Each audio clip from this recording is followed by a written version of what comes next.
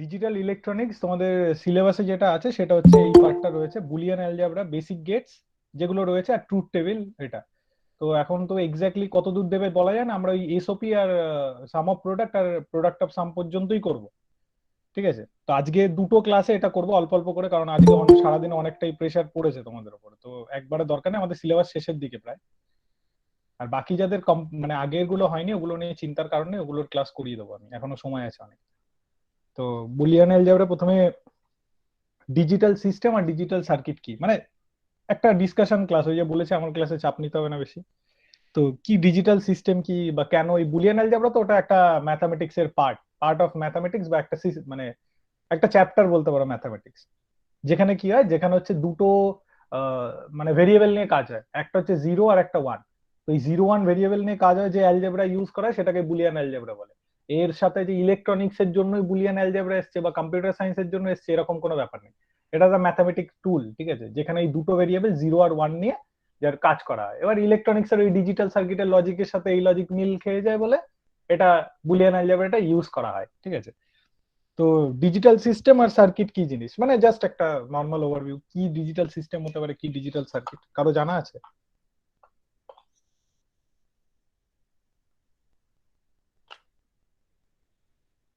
Interactive করো, মানে সেশনটা interactive না, আমার খাতা পেন বার করতে হবে না কিছু।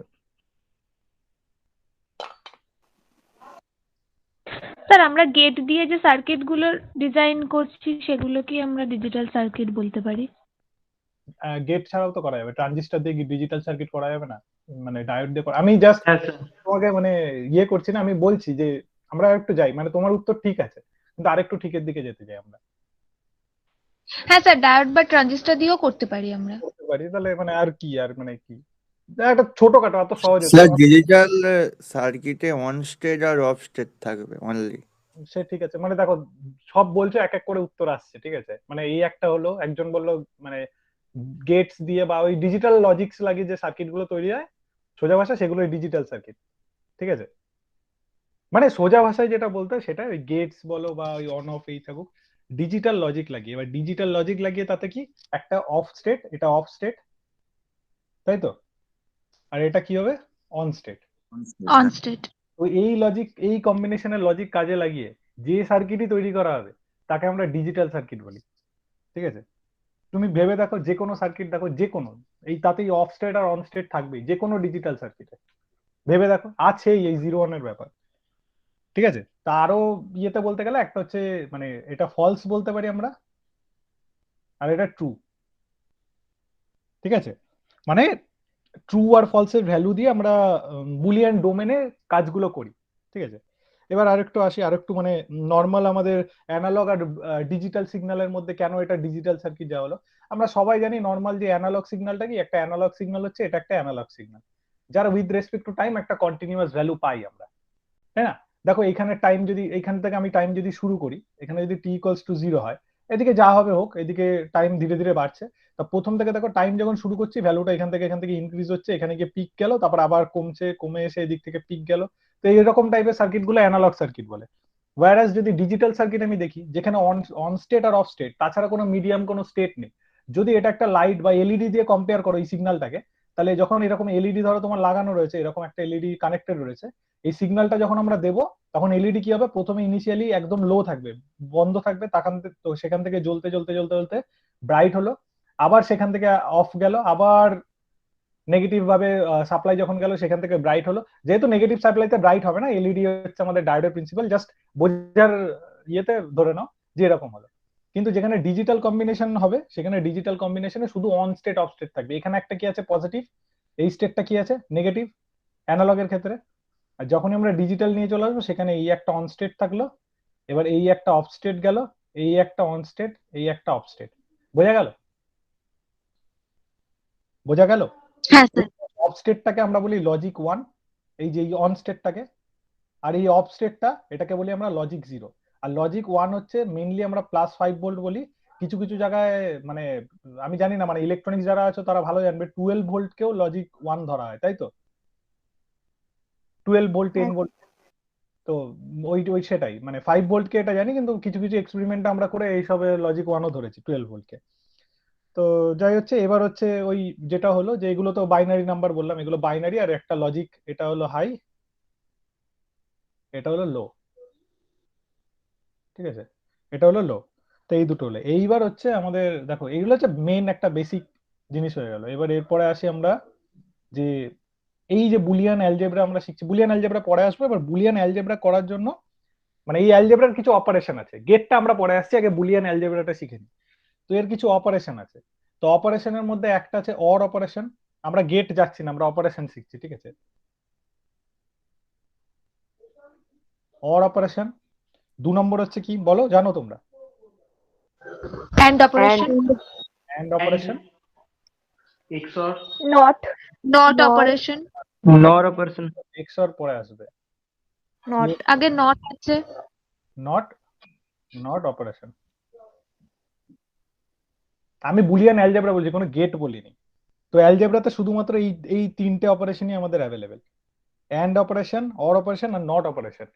বাকি এগুলোর ইমপ্লিমেন্টেশনই আমাদের ওই কম্বিনেশনাল সার্কিট বলো বা সিকোয়েন্সিয়াল, মানে ডিজিটাল সার্কিটে ইমপ্লিমেন্ট করে ওগুলোই একটা গেট নাম দিয়ে দিয়েছে, যে এই লজিক যে ফলো করে, এই অর অপারেশন লজিকটা যে ফলো করে সেটা অর গেট, ঠিক আছে। অ্যান্ড অপারেশন লজিকটা যে ফলো করে সেটা and gate, or not operation লজিকটা যে ফলো করে নট গেট, ঠিক আছে। আমি আগে শুধু এটা বুঝবো, কারণ আমাদের যে কোশ্চেন গুলো আসবে এখানটা ভালো করে দেখো আগে।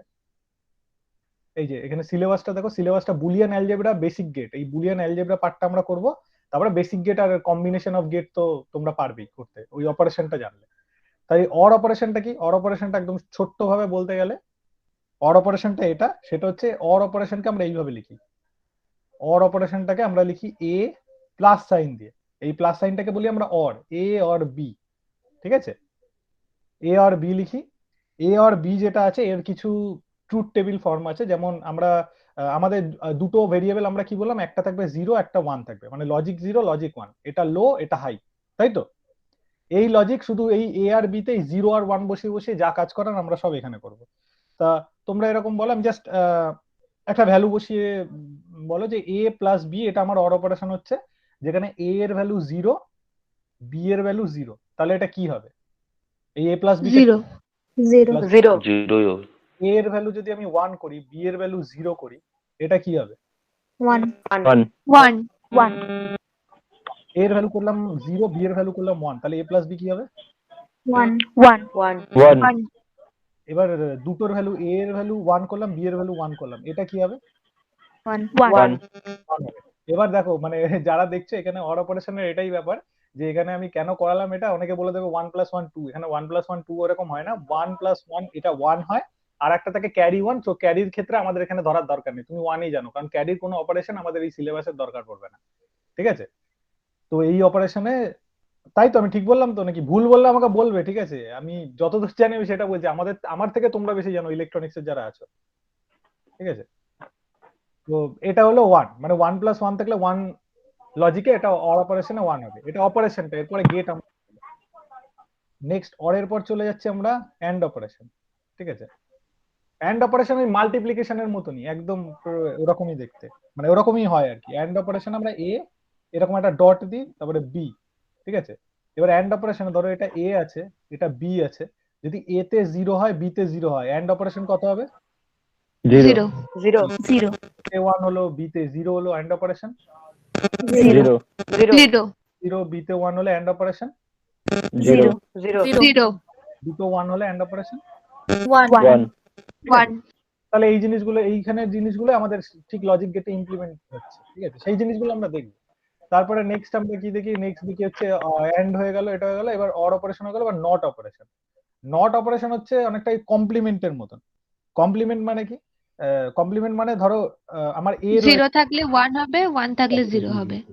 আমার এ রয়েছে 0, তাহলে এ কমপ্লিমেন্ট দিলে 1 করব, অথবা এ রয়েছে 1 কমপ্লিমেন্ট করে দিলে 0 করে দেবো, উল্টে যাবে। তাহলে এই নট গেটের মধ্যে ধরো এই যে এ রয়েছে, এ যদি 0 থাকে তাহলে এ ড্যাশটা কি হবে? 1, এ ড্যাশ কি হবে? কি হবে? 0, এই তিনটা অপারেশন আমরা বুঝে গেলাম। এরপরে আমরা এই অপারেশন থেকে, এগুলো হচ্ছে লজিক্যাল অপারেশনস গুলো, আমরা এখনো গেটে ঢুকিনি, ঠিক আছে। অপারেশন থেকেই আমাদের যেটা আসছে সেটা হচ্ছে কিছু লস আছে, ল। তা ল এর মধ্যে প্রথমে রয়েছে আইডেন্টিটি ল। মানে আমরা এর আগে যত বুলিয়ান অ্যালজেব্রা যা শিখে এসেছি আমরা ভেবেছি ওটাই মানে সবকিছু ইলেকট্রনিক্স কে ফলো করে বলে এর নাম এরকম, এটা না, এটা ম্যাথমেটিক্যাল টুল। এই টুলগুলোকে মানে মাথায় রেখে বাকি জিনিসগুলো কাজ করানো হয়। মানে তোমরা যখন যদি হায়ার স্টাডি ইন ফিউচার করো, মানে কোনো রিসার্চ ওরিয়েন্টেড কিছু যদি প্রজেক্ট নাও তোমাদের বিটেকে, বা এখন তো আর কলেজ খুলবে না সেরকম প্রজেক্টও করতে পারবে না ডিপ্লোমায়, বিটেকে হলে এই সব লজিক গুলো তোমাদের কাজে লাগবে। সিএসটি বা ইলেকট্রনিক্স এর স্টুডেন্ট তোমরা ফাজি লজিক বা আর্টিফিশিয়াল নিউরাল নেটওয়ার্ক কিছু পড়েছো? কেউ যদি সিএসটি বা কম্পিউটার সায়েন্সের কেউ থাকে, ইলেকট্রিক্যালের থাকবে না, কম্পিউটার সায়েন্স স্যার না পড়িনি। তাহলে তোমাদের পরে, তোমাদের হয়তো ওটা পেপার নেই, রিসার্চ ওরিয়েন্টেড কোনো পেপার থাকলে তোমরা ইলেকটিভে পেতে পারো ওটা। তো সেই সব জায়গায় এই সব লজিক গুলো কাজে লাগানো হয়, ঠিক আছে, কাজে লাগিয়ে ডিসিশন মেকিং করা হয়। সেখানে মানে এক্স্যাক্টলি এই লজিকটা লাগানো হয় না, এটা আরো মানে আরো কি বলবো, আরো মডিফাই করা। মানে ওখানে 0 আর 1 এর কনসেপ্ট নেই, ওখানে 0 থেকে 0.1 থেকে শুরু করে আপ টু 1 পর্যন্ত বিভিন্ন নাম্বার নিয়ে কনসেপ্ট লাগানো যায়। যাক, ওটা যাচ্ছি না।